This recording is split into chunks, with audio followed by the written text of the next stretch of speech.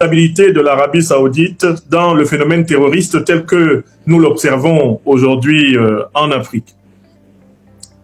Et d'ailleurs, on m'a demandé d'aller plus loin en précisant un peu comment on sait que certains pays du Moyen-Orient sont impliqués dans la nébuleuse terroriste qui déstabilise notre continent. Quels sont les éléments précis qu'on peut avoir sur eux pour ne pas en parler de façon vague et irresponsable. Bon, je vais ainsi... Il a dit, mais vous êtes terrible, vous, Risa. Il est comment? Quand vous avez envoyé le thème, je n'ai même pas déplacé un seul mot. Tellement que c'est bien formulé. Il dit, mais nous sommes un rassemblement d'intelligence. Nous, là, c'est pas un réseau.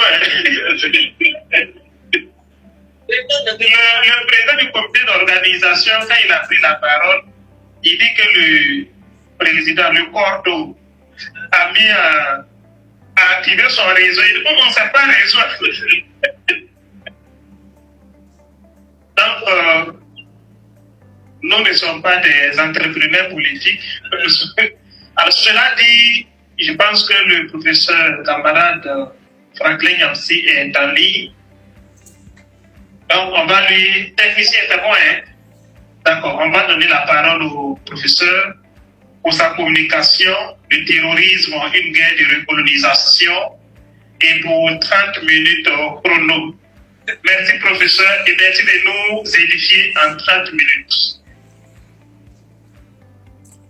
Poussa Barka, camarade docteur Nebié. Il part, ça passe pas.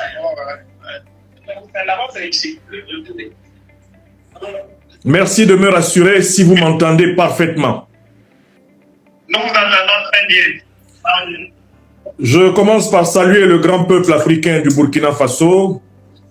Je salue nos plus hautes autorités représentées dans cette magnifique réunion de communication citoyenne et d'éveil. Et j'ai regardé toutes les honorabilités qui ont été signalées. Je note la présence de mon aîné, de notre camarade, le général Bassolma Bazier, que je salue. Je salue tout naturellement tous les panélistes de qualité comme le lieutenant-colonel Aziz qui s'est exprimé tout à l'heure. Et je dis toute ma fierté de participer à cette initiative du RISA, ce rassemblement des intelligences pour la souveraineté africaine qui fait du bon travail et que je félicite du fond du cœur. J'aurais voulu être en chair et en os à vos côtés à Ouagadougou, mais un homme a assumé plusieurs responsabilités. Parfois, elles sont concomitantes et je suis heureux, par les merveilles de la technologie, de contribuer quand même à ce festival des vérités crues, à cette distribution des pains spirituels de la liberté des Africains, à laquelle, chers camarades, depuis Ouagadougou, et même certains comme le camarade Yero venu du Niger, vous adonnez avec enthousiasme, détermination, objectivité et profondeur depuis maintenant plus de 2 heures de temps. Je ne me suis pas déplacé de mon bureau, j'ai écouté et suivi toutes les galettes des rois qui ont été servies. Je remercie les camarades qui sont intervenus en avance parce qu'ils ont vraiment déblayé le sujet. Il m'a été proposé, chers camarades, de dire un exposé sur le thème « Le terrorisme comme guerre de recolonisation ». Je dirais cet exposé en 3 moments. Dans le premier moment, je m'adonnerai à mon penchant de philosophe, à savoir celui pour des définitions précises, permettant de savoir de quoi on parle. Dans le deuxième moment, je vais répondre de manière claire et incontestable, car prouvée, à la question qui nous terrorise et qui veut nous recoloniser et pourquoi. C'est une triple question, mais qui sera unie en une seule tirade. Et enfin, dans la troisième et dernière partie de mon intervention, je vais tenter de répondre à la question comment battre les terroristes recolonisateurs que nous aurons dûment identifiés.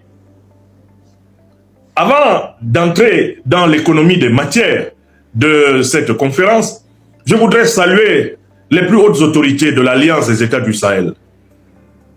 Le président confédéral, son Excellence, le camarade capitaine Ibrahim Traoré, président du Faso, les présidents Assimi Goïta du Mali, Abdourahmane Tiani du Niger. Leur œuvre, avec leurs compagnons, a tracé une ère dans laquelle peut se dire la vérité, la justice et la solidarité des Africains sans langue de bois. Oui, aujourd'hui, sur le continent africain, l'Alliance des États du Sahel est le lieu où se dit solennellement, puissamment, librement, documentairement, épistémologiquement, critiquement, la vérité africaine.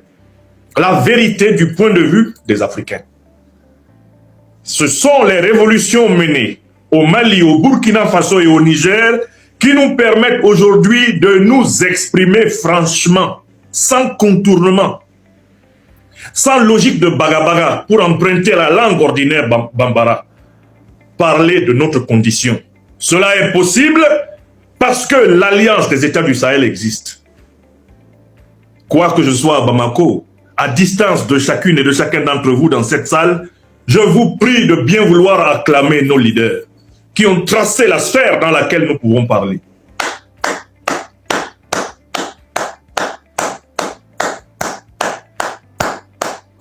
Je vous remercie. Commençons maintenant par les définitions. Qu'est-ce que c'est que le terrorisme? Le terrorisme, c'est l'usage de la terreur pour pouvoir imposer des intérêts économiques, des intérêts politiques, des intérêts idéologiques ou intellectuels, des intérêts religieux. La terreur, c'est une peur extrême qui est développée lorsqu'on est victime de la violence ou de menaces de violence. C'est cela le terrorisme. Et dès lors qu'on possède cette définition ample et précise du terrorisme, on reconnaîtra tout naturellement que le terrorisme, c'est la traite négrière. Le terrorisme, c'est la colonisation. Le terrorisme, c'est la néocolonisation. Le terrorisme, c'est la dictature. Voilà des figures du terrorisme que nous connaissons. Et la dernière figure historique du terrorisme à laquelle nous sommes confrontés, ici au Sahel et partout en Afrique, c'est ce que j'ai appelé dans cet ouvrage qui a été amplement lu, eh bien, depuis 2025, l'impérial terrorisme. Qu'est-ce que c'est que l'impérial terrorisme? C'est l'instrumentalisation du terrorisme pour poursuivre les buts de l'impérialisme occidental et de l'impérialisme moyen-oriental contre les peuples africains, avec la complicité d'un certain nombre d'États et de chefs d'État, que je ne confonds pas avec les chefs d'État, vassaux, valets, individus aplaventristes sans colonne vertébrale idéologique, individus profito-situationnistes, bourgeois compradors, ennemis du peuple africain, peau noire, masque blanc, comme le dirait le professeur France Fanon.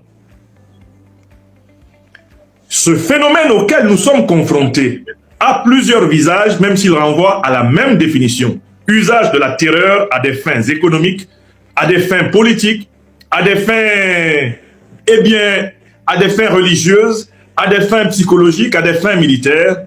Ce phénomène a plusieurs visages et ces dernières années, de retour en Afrique, au Sahel, dans la capitale de l'Afrique des libertés, Bamako, j'en ai étudié les nuances.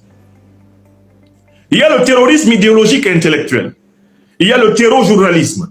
Il y a la terroéconomie. Il y a le terrorisme militaire. Il y a le terrorisme parlementaire, que j'ai appelé le terroparlementarisme. Il y a le terrorisme religieux. Égrenons rapidement les définitions de ces différents visages du même monstre, de la même hydre, celle de l'impérial terrorisme à laquelle nous avons affaire aujourd'hui. Le terrorisme idéologique et intellectuel a pour but de nous faire croire que nous sommes incapables de penser notre situation nous-mêmes. Et que chaque fois que nous prenons l'initiative de concevoir nos institutions sociales, nos institutions économiques, nos institutions politiques, à partir de notre propre tradition, nous sommes en danger. Que nous sommes en danger quand nous pensons par nous-mêmes. Le terrorisme intellectuel a pour but de détruire la confiance, la capacité africaine de penser en africain dès le commencement de la formation des élites. Ce terrorisme, il est logé dans les programmes scolaires, les programmes du secondaire, les programmes de l'université, du lycée. Il est logé dans les programmes d'éducation rédigés par les puissances négrières, les puissances coloniales, les puissances néocoloniales et impérialistes. Le terrorisme se reproduit par une éducation contrôlée thématiquement, contrôlée paradigmatiquement, contrôlée épistémologiquement par les puissances criminelles qui veulent absolument continuer à faire de l'Afrique leur réservoir de ressources naturelles stratégiques ad vitam aeternam.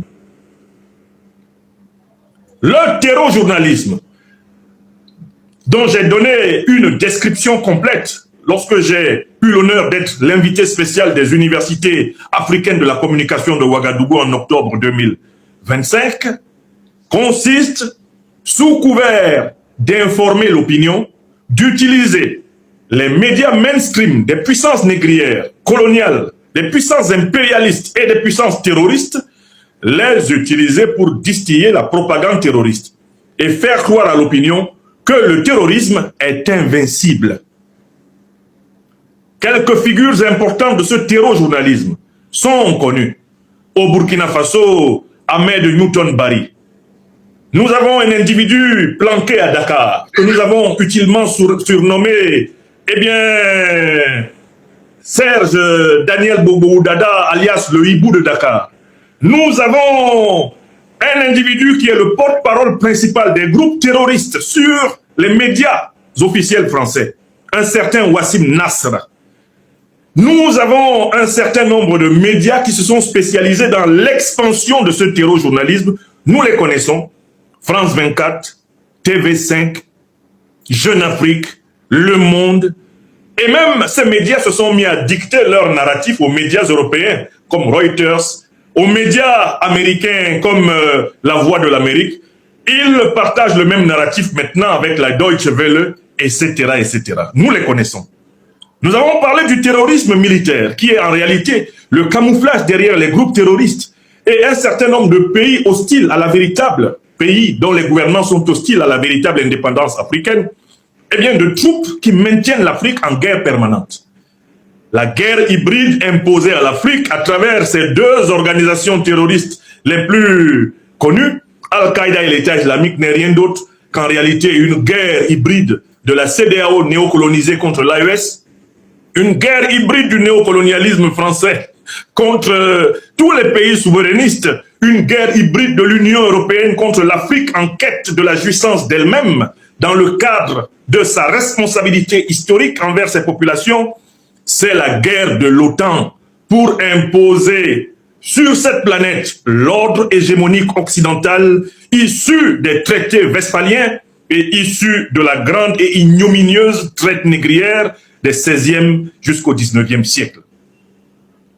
J'ai identifié tout naturellement le terrorisme économique. La terror-économique, qu'est-ce que c'est? Ben, c'est l'économie de la dette, c'est l'économie de la répression monétaire, c'est l'économie des sanctions, c'est l'économie du contrôle à travers des soi-disant aides au développement qui ne sont ni plus ni moins que le soutien de la corde au pendu. J'ai identifié le terreau-parlementarisme. Les terreaux parlementaires sont des députés, des sénateurs de pays criminels, colonialistes, impérialistes, de pays néocolonialistes qui essayent de promouvoir une législation contre les patries souverainistes et panafricanistes, contre les pays qui sont en révolution pour leur libération.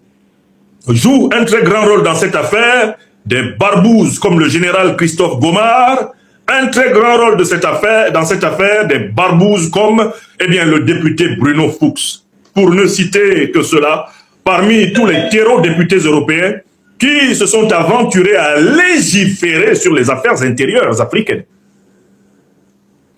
Nous parlons du terrorisme religieux qui a pour but non seulement de jeter les communautés religieuses africaines les unes contre les autres afin d'affaiblir l'Afrique, mais aussi d'imposer à l'intérieur de chacune des communautés religieuses africaines une lecture extrémiste de la croyance religieuse incompatible avec la laïcité de la République africaine contemporaine. Ce terrorisme religieux très insidieux a pour but de présenter les dirigeants révolutionnaires comme étant des athées, des ennemis de la religion, alors même que la révolution africaine n'a jamais été dans son essence profonde anti-théologique, anti-religieuse, mais essentiellement une révolution de la solidarité, de la coexistence pacifique, du respect mutuel et du droit de chacun d'aller vers Dieu par le chemin qui lui plaît. Voilà, chers camarades, chers invités, honorables invités, quelques visages de ce terrorisme que je balaie ainsi. Deuxième expression, la recolonisation. Qu'est-ce que c'est que la recolonisation? La recolonisation, c'est la répétition de la colonisation. Et qu'est-ce que c'est que la colonisation? C'est la pratique de l'esclavage et du pillage imposé à domicile à un peuple par des envahisseurs venus de l'étranger. La colonisation, c'est la pratique de l'esclavage et du pillage imposé à domicile à un peuple par des envahisseurs, des agresseurs, des barbares venus de l'étranger. C'est dans ce processus que nous sommes. Ceci me permet de passer à la deuxième partie de mon exposé. J'ai conscience d'être maintenant à la 15e minute du temps qui m'est imparti.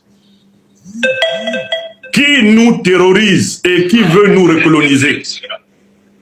Qui nous terrorise et qui veut nous recoloniser et pourquoi? J'appelle les participants à cette réunion à se souvenir de la base scientifique de la démonstration dans cette deuxième partie. Chacun ira sur Internet et va prendre la carte des matières premières stratégiques africaines aujourd'hui connues. Les régions de concentration des matières premières stratégiques africaines aujourd'hui connues. Première carte. Ensuite, je vous demande de chercher la carte de la présence des groupes terroristes sur le continent africain. Vous vous rendrez compte d'une manière imparable qu'il y a une superposition, une bijection, diraient les mathématiciens, parfaite entre la carte des ressources stratégiques africaines et la carte de la présence des formations terroristes sur le sol africain. Concentration des formations terroristes au Sahel. Parce que muraille de l'Afrique, le Sahel est l'une des patries les plus riches que la terre des hommes ait jamais connue. Sous le bassin du Taodéni, sous le sous-sol saharien et sahélien, on trouve la plus grande nappe phréatique connue sur toute la planète. On trouve toutes les matières premières stratégiques concentrées d'une manière absolument incroyable. Deuxième grande zone de terrorisme, le golfe de Guinée, qui est la zone maritime la plus riche de la planète. En ressources halieutiques, la science contemporaine reconnaît que le golfe de Guinée est la zone la plus riche en ressources halieutiques de la planète. Vous regardez la carte des matières premières, vous tombez sur le bassin congolais. Et vous vous rendez compte que si désormais il y a des soi-disant Al-Qaïda, l'État islamique, etc., qui sont dans la province congolaise de l'Ituri, s'ils sont jusqu'au Mozambique et s'ils se préparent actuellement à attaquer l'Afrique du Sud, car certains n'ont pas vu que les événements qui se déroulent en Afrique du Sud, où on retourne des Africains contre des Africains, ont pour but de préparer la pénétration des groupes terroristes dans le poumon minier sud-africain, afin de mettre ce pays à feu et à sang et de pouvoir s'en partager les ressources. Quand vous regardez donc la carte des grands bassins de réserve stratégique africaine, vous avez exactement la carte des grandes présences de groupes terroristes. Il y a donc une superposition parfaite entre les deux cartes. Et ceci permet de comprendre la réponse que nous allons donner à la deuxième question. Nous, dans l'Alliance des États du Sahel, nous appelons un chat et non pas un animal poilu qui miaule. Mon aîné, le ministre Bassolma Bazié, est assis là-bas et vous aurez une dose profonde de vérité crue quand il va prendre la parole tout à l'heure. Je vous prépare déjà à ce que vous allez recevoir. Qui nous attaque? De manière scientifiquement incontestable, c'est l'OTAN, Organisation du traité de l'Atlantique Nord. Vous prenez tous les pays qui sont dedans, ils sont dans l'attaque. Preuve, le bombardement et la destruction de la Libye pendant 6 mois en 2011. Ce bombardement a été sciemment préparé par les stratèges de l'Organisation du traité de l'Atlantique Nord. Ils ont été officiellement prévenus que s'ils bombardaient et détruisaient la Libye, ils allaient déstabiliser tout le continent africain. Le chef suprême de l'OTAN à l'époque, le grand traître à l'Afrique, Barack Hussein Obama, que certains Africains continuent à louer, je ne sais pourquoi, après tout le mal qu'il nous a fait, a répondu publiquement le 27 mai 2011 au président Mahamadou Issoufou qui lui disait « President Obama, please don't destroy Libya. Please don't destroy Libya because if you destroy Libya, you will destabilize all Africa. » Il a dit « No, we will finish the job. » Le président nigérien d'alors, Mahamadou Issoufou, lui disait, s'il vous plaît, ne détruisez pas la Libye, parce que si vous détruisez la Libye, vous allez déstabiliser toute l'Afrique. Barack Hussein Obama répondit ouvertement. La réponse est documentée. Non, nous allons aller jusqu'au bout. On va finir le boulot, parce que nous avons besoin d'une Afrique déstabilisée pour pouvoir bien la piller. Donc, l'OTAN, et à la tête de l'OTAN, lors du grand saccage de la Libye, il y avait 3 grandes puissances et une puissance du Moyen-Orient. Nous allons les appeler par leur nom.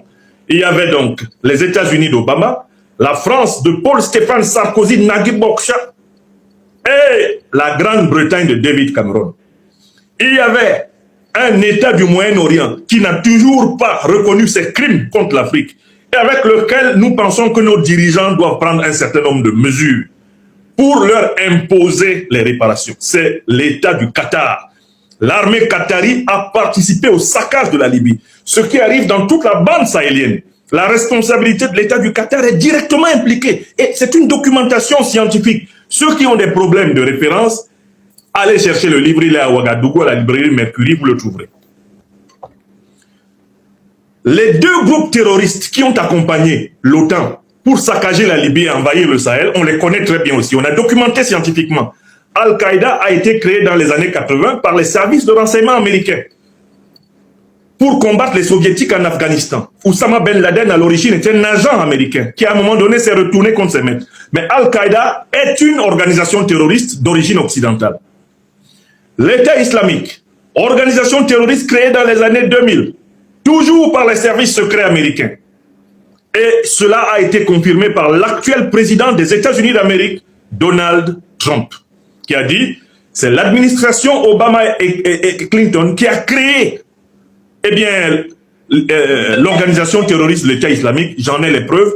Aujourd'hui, ces preuves ont été révélées officiellement par le Sénat américain et la Chambre des représentants. Et la dame qui vient de démissionner de la direction de l'agence américaine de renseignement, cette dame s'appelle Tulsi Gabbard, a déclassifié des documents. Tout comme Elon Musk, ils ont déclassifié des documents qui sont dans ce livre aussi, et qui prouvent que les États-Unis d'Amérique reconnaissent avoir directement financé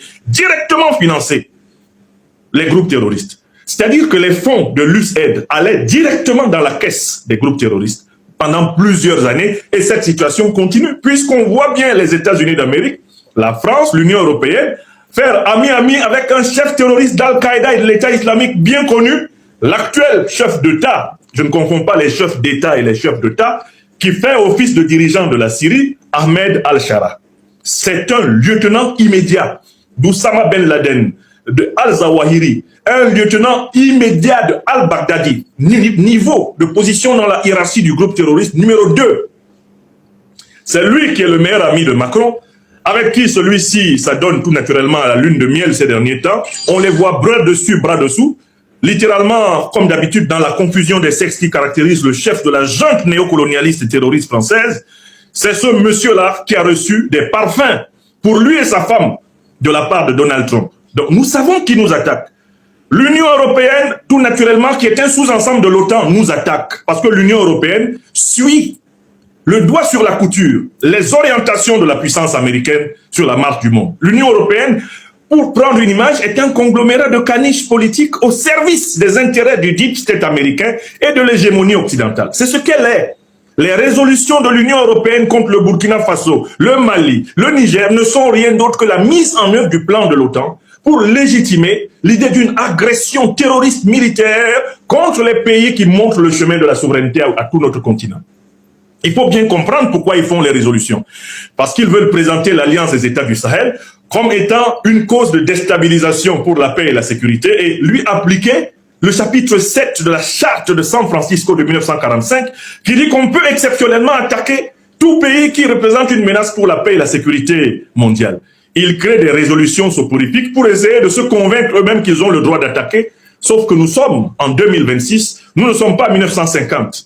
Nous ne sommes pas au temps de Lumumba, nous sommes au temps d'Ibrahim Traoré. Nous ne sommes pas au temps de Sankara, nous sommes au temps d'Assimi Goïta. Nous ne sommes pas actuellement là, au temps de Marien Gouabi. Nous sommes au temps d'Abdourahmane Tchani. Les temps ont changé. Qui nous attaque? Qui attaque l'Afrique? C'est la France. La France, dirigée par le chef de la junte, eh bien, terroriste et néocolonialiste française, Emmanuel Macron. Quelles sont les preuves? Les preuves que nous avons accumulées viennent d'abord de l'État français lui-même. Les journalistes d'État français ont publié le 30 juillet 2014, ils ont publié un article qui est toujours disponible sur Internet, reconnaissant que la France était le premier banquier des djihadistes, comme ça qu'ils appelaient abusivement leurs propres mercenaires au Sahel. Comment la France finance-t-elle le terrorisme au Sahel? L'article du 30 juillet 2014 dit que la France crée des otages fictifs afin de décaisser des fonds spéciaux permettant de libérer ces otages fictifs et de renflouer les caisses des terroristes. Voilà ce qui est démontré par France 24, dans un article qui est aussi disponible ici. Cet article est basé sur les révélations officielles américaines. Monsieur David Alfred Cohen, eh bien, ambassadeur et ministre américain, a confirmé que les enquêtes américaines eh bien, assurent que les groupes d'Al-Qaïda, les groupes de l'État islamique, qui opèrent en particulier en Afrique dite francophone, sont directement encadrés par la France. Ça, ce sont les sources officielles françaises et américaines. L'actuel président de la République française, qui est en fait un chef de junte néocolonialiste et terroriste, avait reconnu pourtant en 2017, citation dans le Figaro du mois de juin, « Nous, Français, nous avons eu tort de faire la guerre contre la Libye, car il en a résulté partout des États sahéliens faillis et des groupes terroristes qui prospèrent. » Ça, c'était Emmanuel Macron quand il possédait encore tout son cerveau et que tout ce qui passe par son nez n'avait pas encore troublé complètement son bon sens. Donc, nous savons qui nous attaque. Nous savons qui nous attaque et nous ne pouvons plus nous permettre d'utiliser des concepts généraux pour les nommer. Quel est le dernier cercle impliqué dans l'attaque contre l'Afrique? Ce sont des dirigeants africains soumis au néocolonialisme français, des dirigeants africains qui laissent les troupes de l'OTAN, qui laissent les troupes terroristes se ressourcer sur leur sol afin d'attaquer les pays africains qui portent notre espérance. Malheureusement, plusieurs des pays qui entourent l'Alliance des États du Sahel sont aujourd'hui des bases arrières avérées du terrorisme. C'est le cas de l'Algérie, c'est le cas de la Côte d'Ivoire, c'est le cas du Bénin, c'est le cas du Nigeria, pour ne citer que cela. Maintenant que nous savons qui nous attaque, nous savons aussi pourquoi, puisqu'il s'agit de nous imposer le contrôle ad vitam aeternam des richesses faramineuses de notre continent, qui est le plus riche continent de l'humanité. Il n'y a pas de hasard. Le berceau de l'humanité choisi par Dieu ne pouvait pas être le plus pauvre des continents. La question, c'est comment nous allons les combattre, et je vais conclure par cette question. J'ai conscience d'avoir maintenant seulement 2 minutes et 15 secondes pour réaliser une prouesse en réalité irréalisable. Comment conclure? Ce propos n'était qu'une introduction au problème.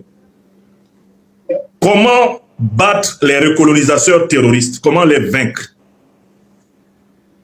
Nous pouvons les vaincre si nous continuons à mener des opérations comme celle que le RISA est en train de mener actuellement à partir de Ouagadougou. C'est-à-dire la démystification intellectuelle, la démystification scientifique, la démystification communicationnelle, la démystification théorique de l'impérial terrorisme. C'est la responsabilité collective de tous les intellectuels et de tout le peuple africain. Nous devons ensemble défendre avec acharnement notre propre narratif. Ça, c'est le premier sujet, car, comme le disait tout à l'heure le lieutenant-colonel Ouedraogo Aziz, celui qui contrôle le mental contrôle le terrain.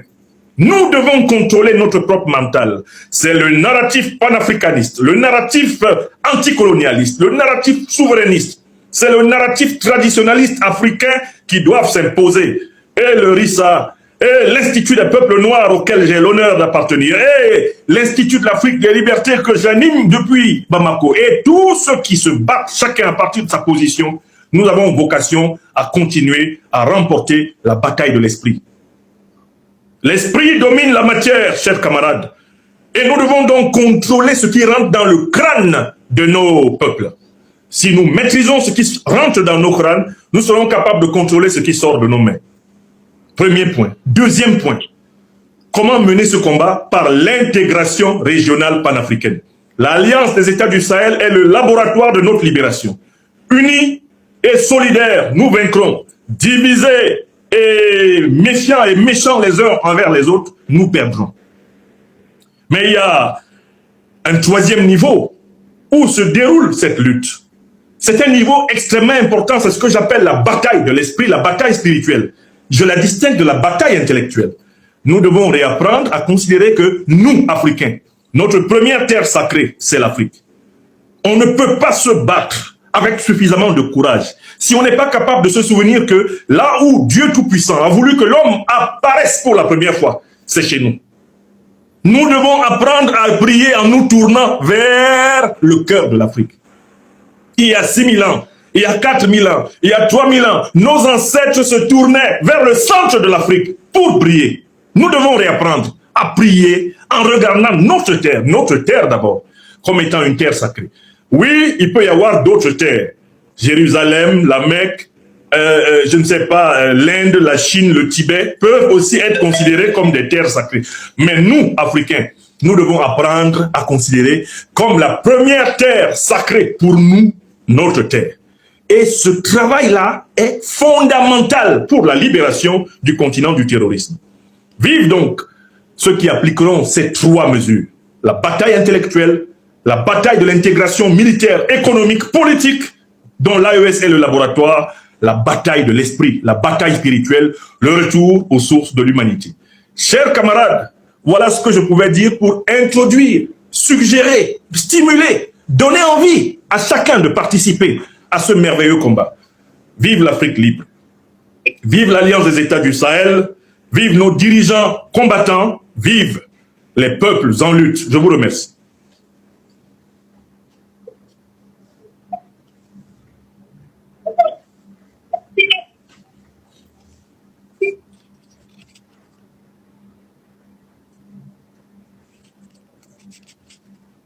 Merci beaucoup au camarade professeur Franklin Yamsi, à qui je demande que nous réservions encore des ovations.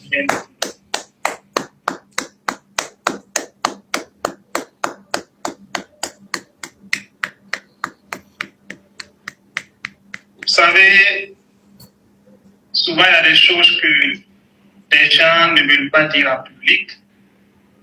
L'individu, il a un défaut.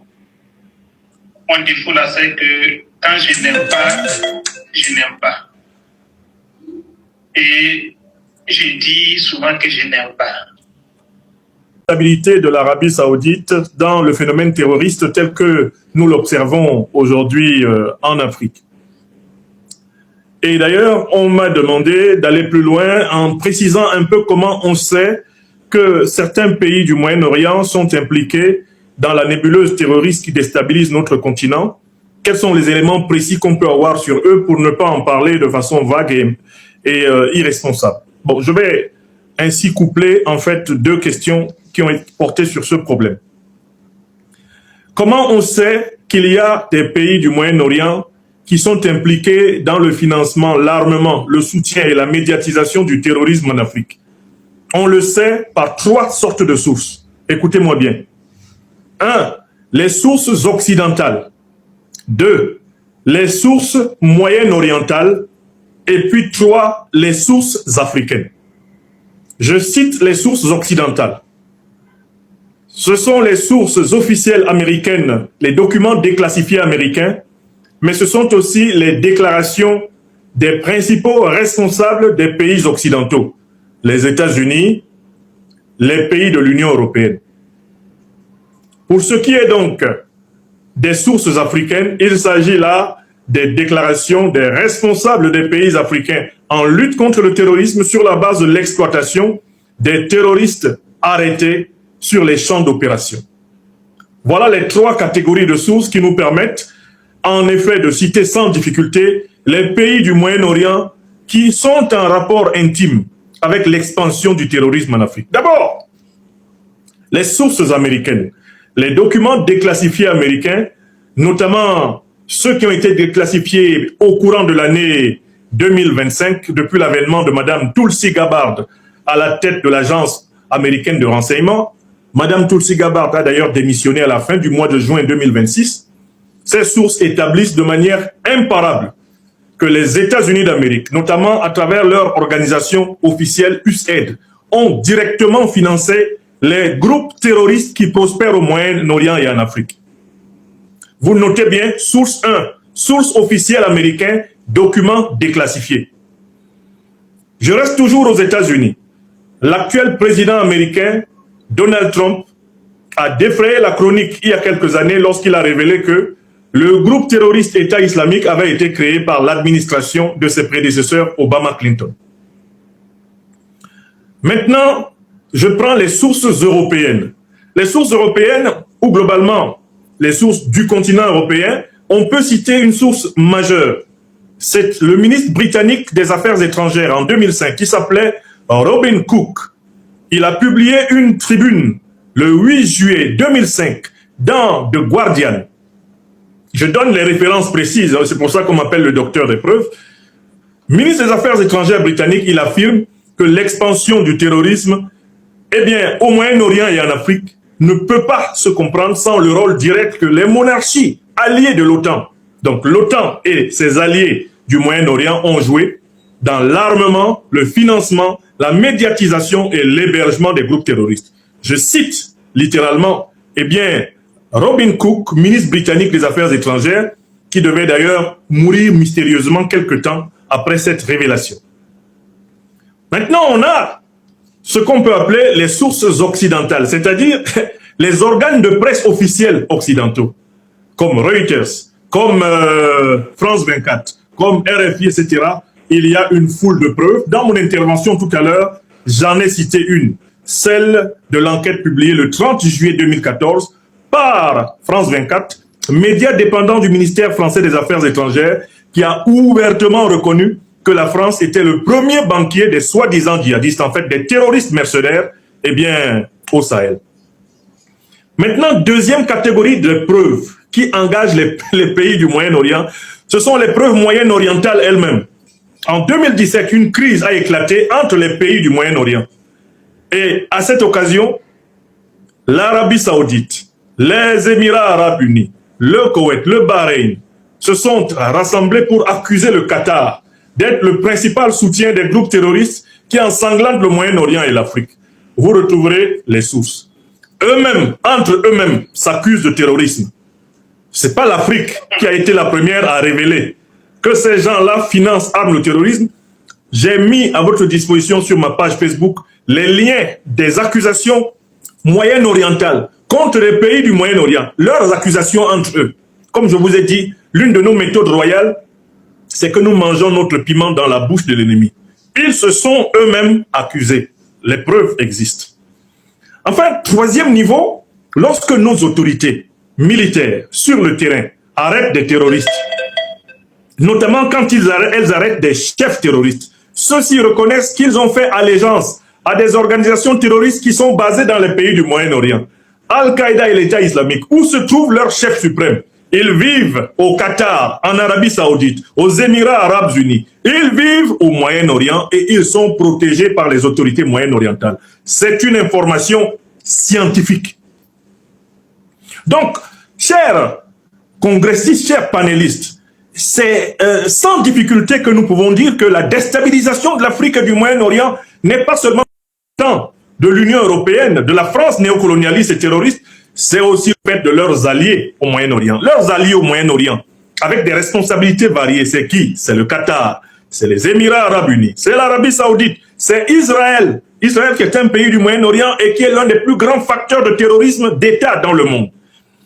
On cite dans certains cas également, eh bien, un certain rôle de Turquie, qui, dans le cadre de ses problèmes avec les Kurdes, n'a pas hésité à certains moments à se ranger derrière certaines organisations terroristes pour défendre ses intérêts. Ça, c'est la responsabilité du scientifique que je suis, de vous donner cette information, afin que ce soit nos dirigeants ou nos cadres, ou notre élite politique, ou notre peuple, nous sachions que nous ne pouvons pas compter sur le Moyen-Orient pour nous émanciper.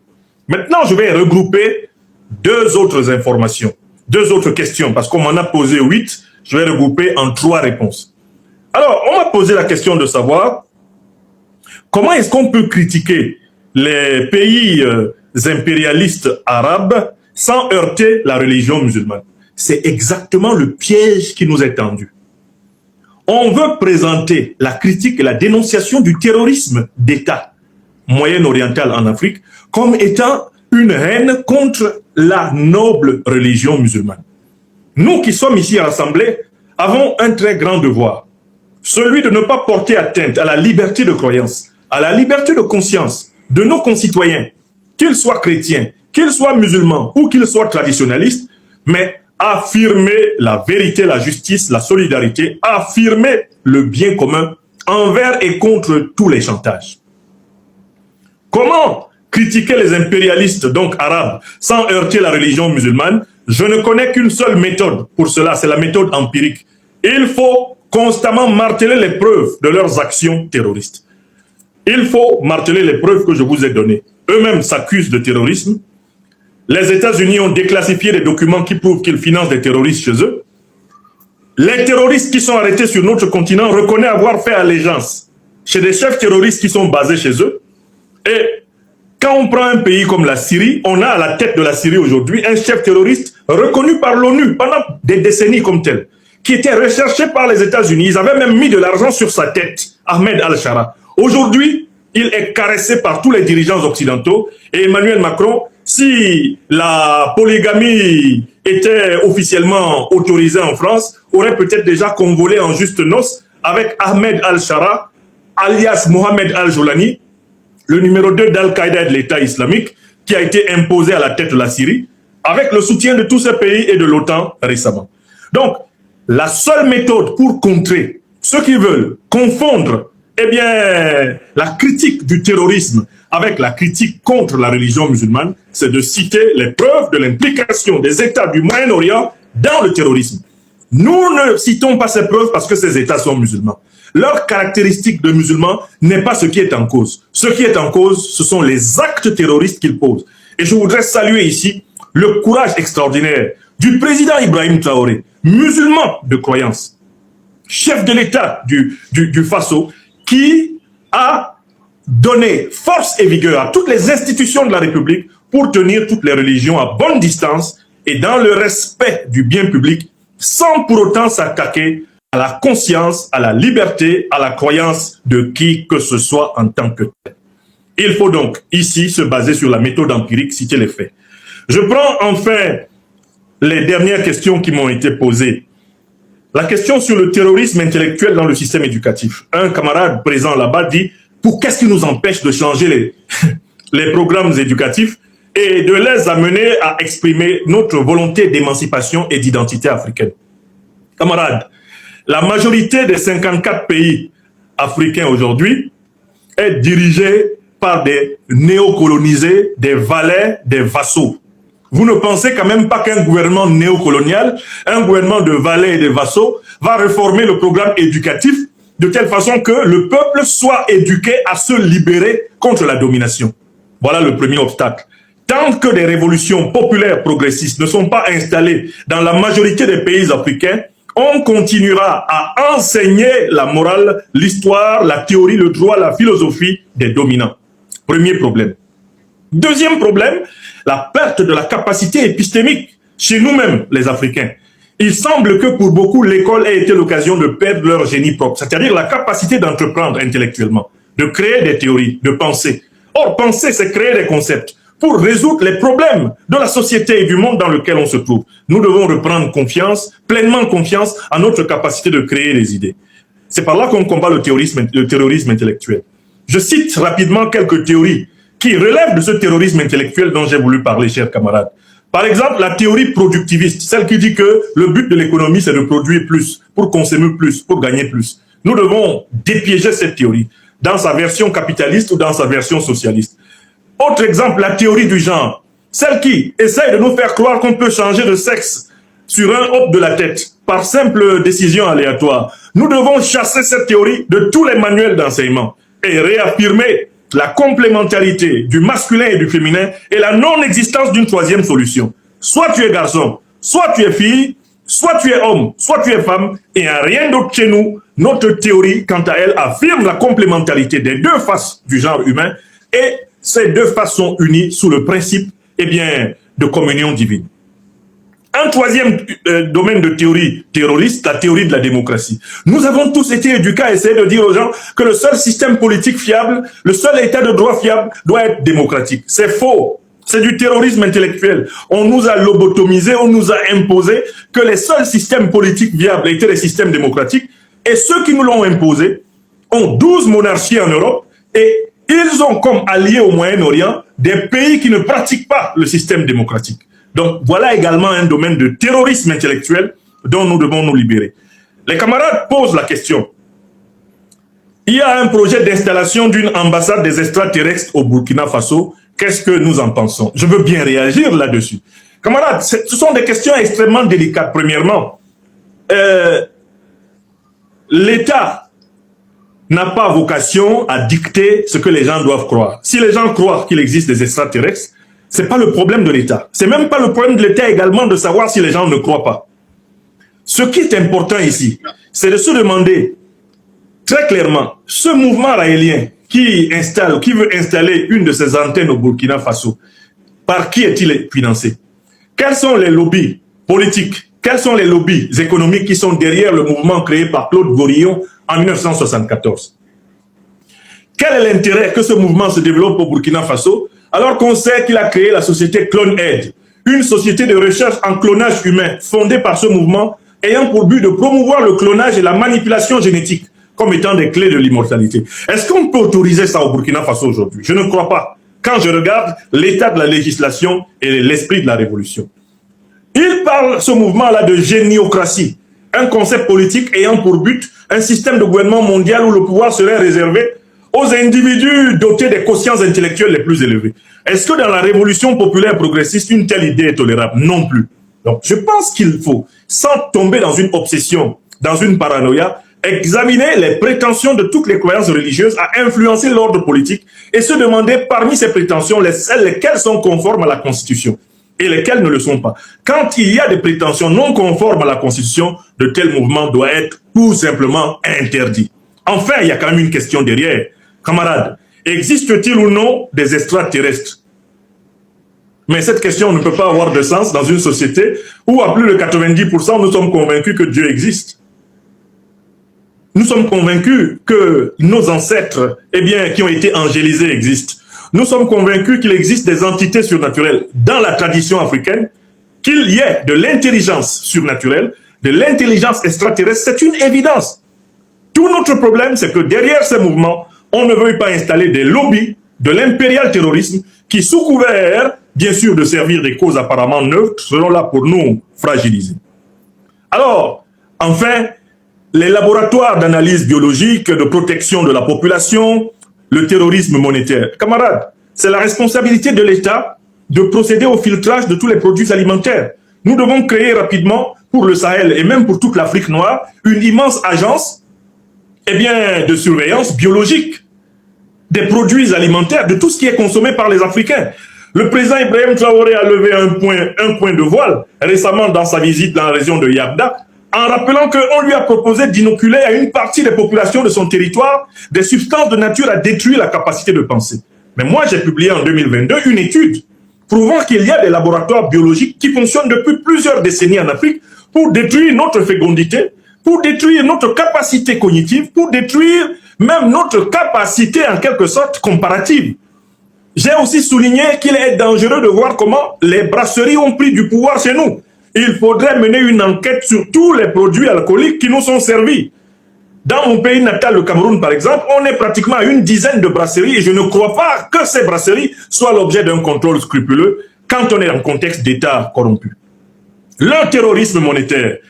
Un camarade laisse penser qu'il soit possible que le terrorisme monétaire eh bien, soit jugulé par le simple contournement du CFA auquel procèdent astucieusement les dirigeants de l'AES. Je dis non, ça ne suffira pas.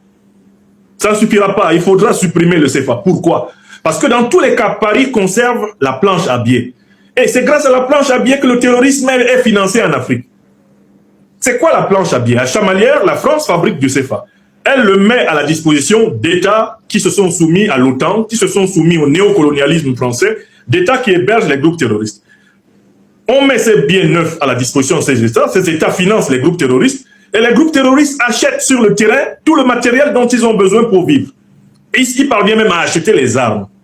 Tant qu'on n'a pas coupé à la France la possibilité d'injecter de l'argent vide, qui est crédité par les richesses africaines, parce que tous, nous acceptons encore du CFA en échange de nos richesses, il sera toujours possible à Paris de financer le JNIM, de financer le FLA, de financer Al-Qaïda pour combattre les Africains, puisque l'armée française ne peut plus militairement vaincre une armée africaine correctement mobilisée aujourd'hui. Donc, oui, nos chefs d'État procèdent méthodiquement.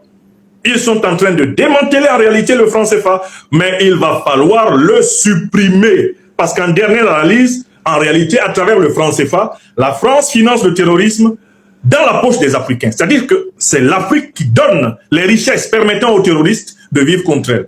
C'est quand même terrible, c'est la double peine.